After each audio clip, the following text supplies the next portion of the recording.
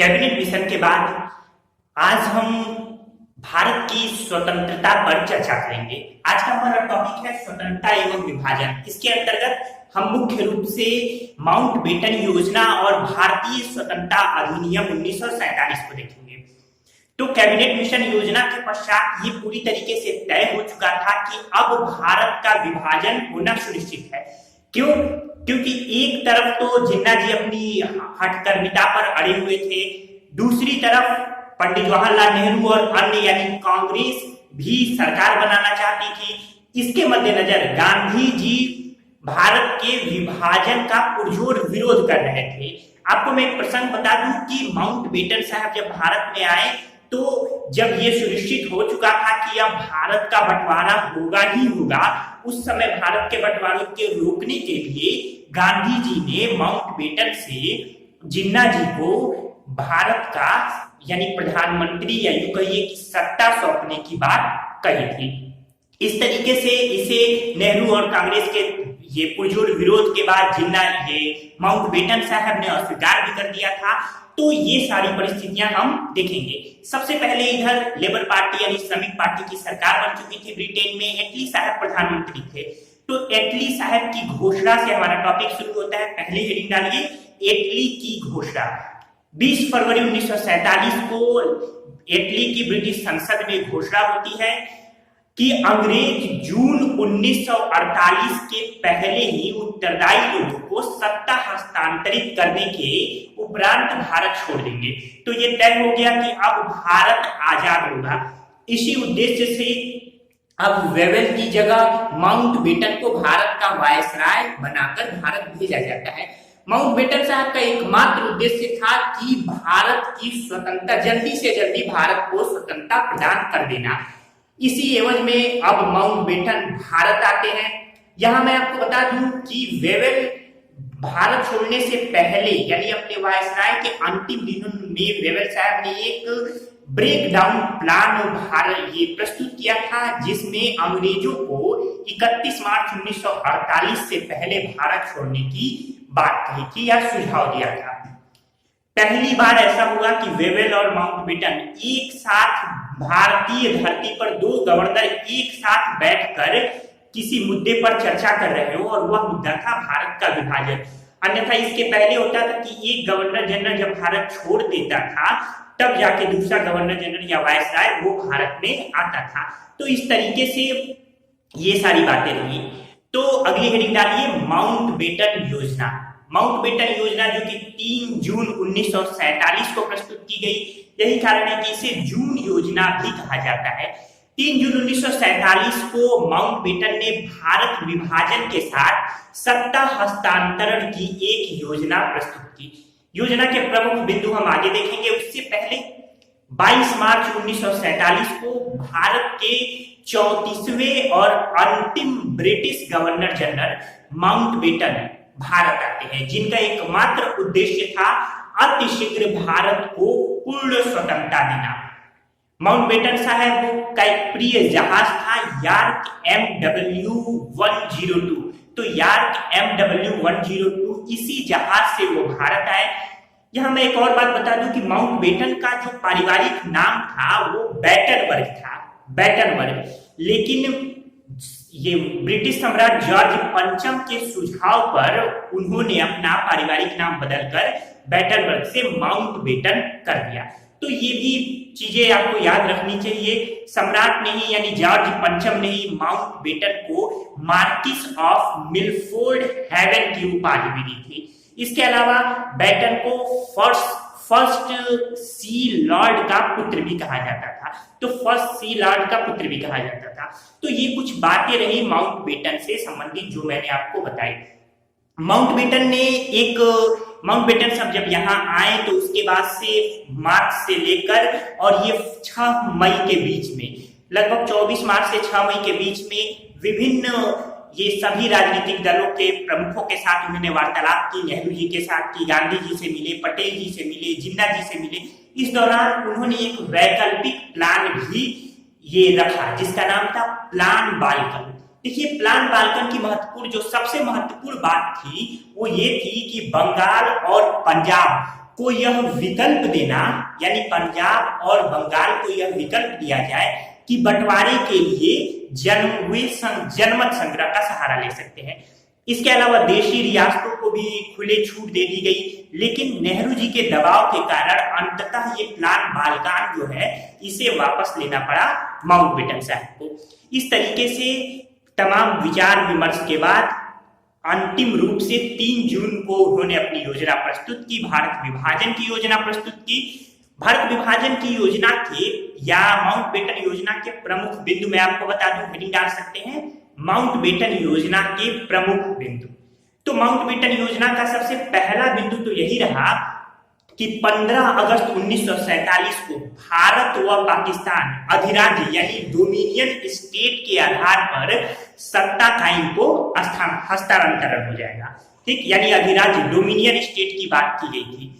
क्यों कांग्रेस ने dominion state की बात मान ली? क्योंकि तत्कालिक समय में अभी संविधान निर्मात्री जो सभा थी वो संविधान का ये प्रारूप तैयार कर रही थी। तो इसके अलावा 1929 और 30 में भी कांग्रेस ने भले ही डोमिनियन स्टेट की मांग को अस्वीकार कर दिया, लेकिन तत्कालिक उस समय और इस समय की परिस्थिति में अंतर था। इस समय एक संविधान सभा का गठन हो चुका था और ये संविधान निर्मात्री सभा भारत के संविधान को तैयार कर रही थी। डोमिनियन स्टेट का सीधा यहाँ मतलब यही था कि जो भी ये संविधान सभा संविधान तैयार कर लेगी तो अधिराज्य से अब पूर्ण राज्य का दर्जा भारत व पाकिस्तान को मिल जाएगा।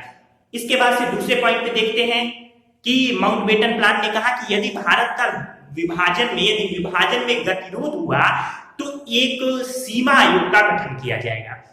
तीसरा पॉइंट है कि भारतीय रजवाड़ों को स्वतंत्र रहने का विकल्प नहीं दिया जा सकता, यानी उन्हें या तो भारत में या फिर पाकिस्तान में किसी एक में रहना ही होगा।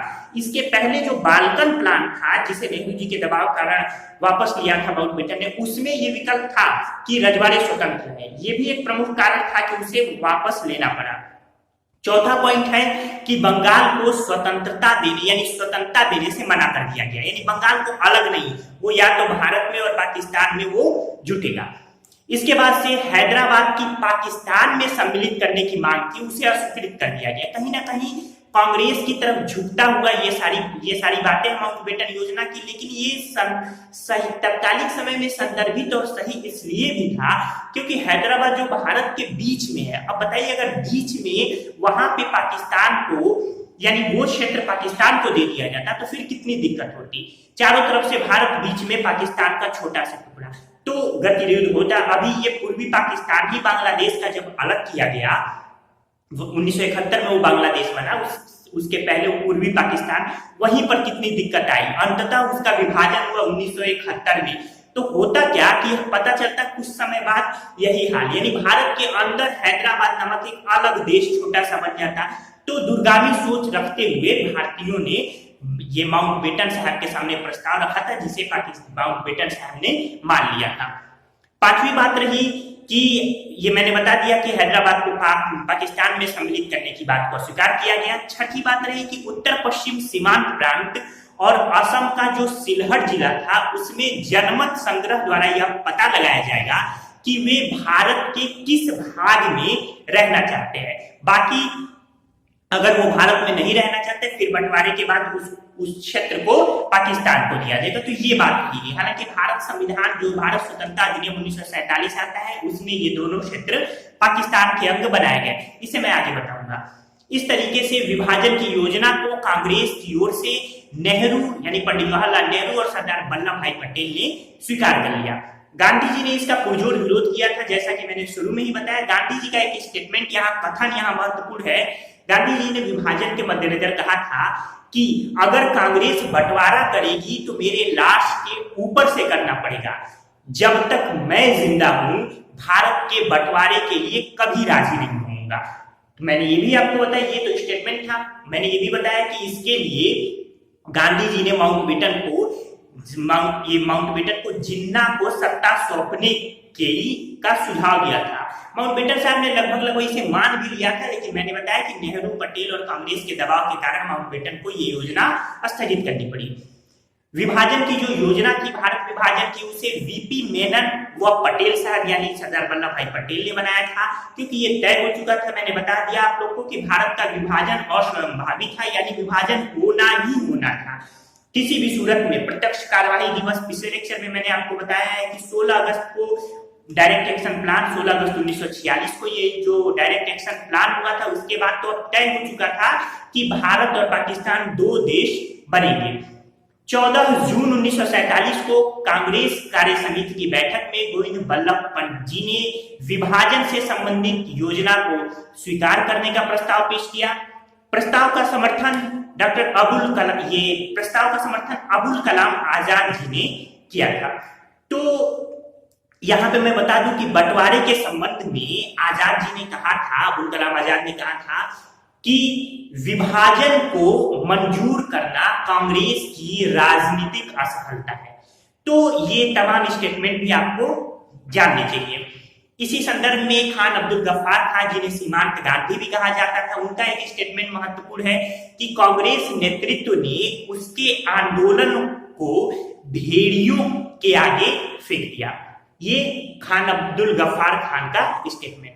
तो ये सारी बातें रही जो माउंटबेटन योजना रही, और माउंटबेटन योजना के एवज में जो भी प्रक्रिया आई, इधर मुस्लिम लीग की तरफ से तो माउंटबेटन योजना को सीधे स्वीकार कर लिया गया था, क्योंकि मुस्लिम लीग भारत से अलग एक देश पाकिस्तान चाहती थी।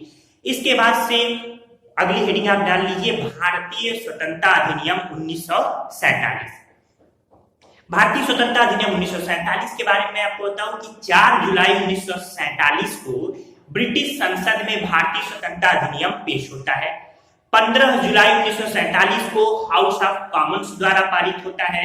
16 जुलाई को हाउस ऑफ लॉर्ड्स द्वारा पारित होता है। 18 जुलाई 1947 को सम्राट के इस पर हस्ताक्षर होते हैं, और इस तरीके से भारतीय स्वतंत्रता अधिनियम 1947 पारित हो जाता है। भारतीय स्वतंत्रता अधिनियम 1947 के प्रावधानों के अनुसार 14 अगस्त को पाकिस्तान एक अधिराज्य यानी डोमिनियन स्टेट बनाया जाता है। इसके बाद 15 अगस्त को भारत एक अधिराज्य या डोमिनियन स्टेट बनाया जाता है। पाकिस्तान के अंतर्गत यानी पाकिस्तान के राज्य क्षेत्र में पूर्वी बंगाल, इसके अलावा पश्चिम पंजाब, सिंधु व उत्तर पश्चिम ये सीमांत प्रांत के राज्य शामिल होते हैं। यहां मैं आपको बता दूं कि पूर्वी बंगाल में असम का सिलहट जिला भी सम्मिलित होता है। शेष जो भाग बचता है पाकिस्तान के अलावा, वो भारत का हिस्सा बनता है। अगला पॉइंट है कि देशी रजवाड़ों को भारत व पाकिस्तान किसी भी सम्मिलित होने की छूट दी जाती है। देशी रजवाड़ों के बारे में मैं आगे के लेक्चर में बताऊंगा आपको, पूरा एक लेक्चर रहेगा देशी रजवाड़ों से संबंधित, कैसे रजवाड़ों का भारत में विलय हुआ, क्या स्थिति रही। 15 अगस्त 1947 के बाद ब्रिटिश संसद द्वारा पारित कोई भी अधिनियम किसी भी डोमिनियन स्टेट पर, चाहे वो भारत हो चाहे पाकिस्तान हो, उस पर वैध नहीं होगा। ये भी भारतीय स्वतंत्रता अधिनियम 1947 में बात कही गई। इसके अलावा कहा गया कि जब तक संविधान निर्मात्री सभा द्वारा अपना संविधान नहीं बना लिया जाता, तब तक जो संविधान है ये, तब तक जो राजपाट है वो 1935 के अधिनियम के अनुसार ही संचालित होगा। तो इस तरीके से ये सारी बातें भारत स्वतंत्रता अधिनियम की रही।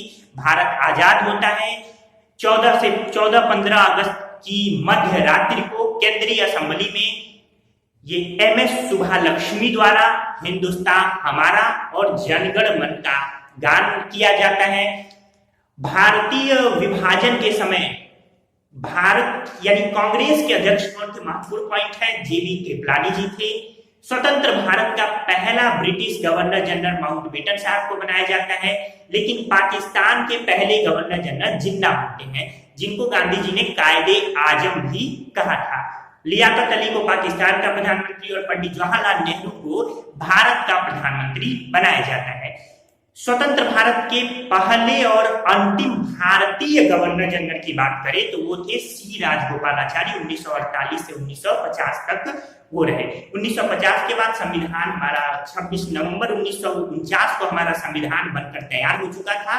कुछ प्रावधान तो 26 नवंबर को ही लागू कर दिए गए, शेष जो प्रावधान थे वो 26 जनवरी 1950 को लागू किया गया और पूर्णतः हमारा संविधान 26 जनवरी 1950 को लागू हुआ। लेकिन आंशिक रूप से 26 नवंबर 1949 को हमारा संविधान अडॉप्ट कर लिया गया, अंगीकृत कर लिया गया। अब भारतीय प्रस्तावना जब पढ़ेंगे राज्य व्यवस्था में तो आप ये बातें देखेंगे। इस तरीके से ये पूरे का पूरा इटली की घोषणा, माउंटबेटन योजना, उनके प्रमुख बिंदु और भारत स्वतंत्रता अधिनियम की प्रमुख बातें रही। तो भारत आजाद होता है। जो लंबे समय से 200 सालों से ब्रिटिश सत्ता के अधीन भारत था, वो भारत अब स्वतंत्रता के एक नई सुबह को देखता है, एक नई उजाले को देखता है। पर यह उजाला आसानी से नहीं मिला। इसके लिए भारतीयों को बहुत बड़ी कीमत चुकानी पड़ी। सबसे बड़ी कीमत देश के बंटवारे के रूप में, हिंदू मुस्लिम के बंटवारे के रूप में, दंगों के रूप में, लाखों लाखों लोगों की हत्याओं के रूप में, इसके अलावा बहुत सारी अन्य छोटी बड़ी गतिविधियों के रूप में। इस तरीके से अन्य जो भी ये सारी बातें रहेंगी वो मैं आगे के लेक्चर्स में आपके साथ डिस्कस करूंगा। ये पूरा लेक्चर आपने देखा, समझा होगा और वस्तु स्थिति भी समझी होगी। इसके पहले क्रमागत ढंग से मैं लगातार आधुनिक भारत आप तक पहुंचा रहा हूँ। कुछ लेक्चर्स में और पहुंचाऊंगा ताकि स्वतंत्र भारत के बाद से लेकर 1964 तक की जो स्थिति है वो आपको क्लियर हो, आपके सिलेबस का भी हिस्सा है। 1964 के बाद से 2014 तक के अंतर्राष्ट्रीय संबंधों को भी मैं आपके सामने रखूंगा। चलिए ठीक है दोस्तों, पूरा वीडियो आपने देखा, इसके लिए धन्यवाद।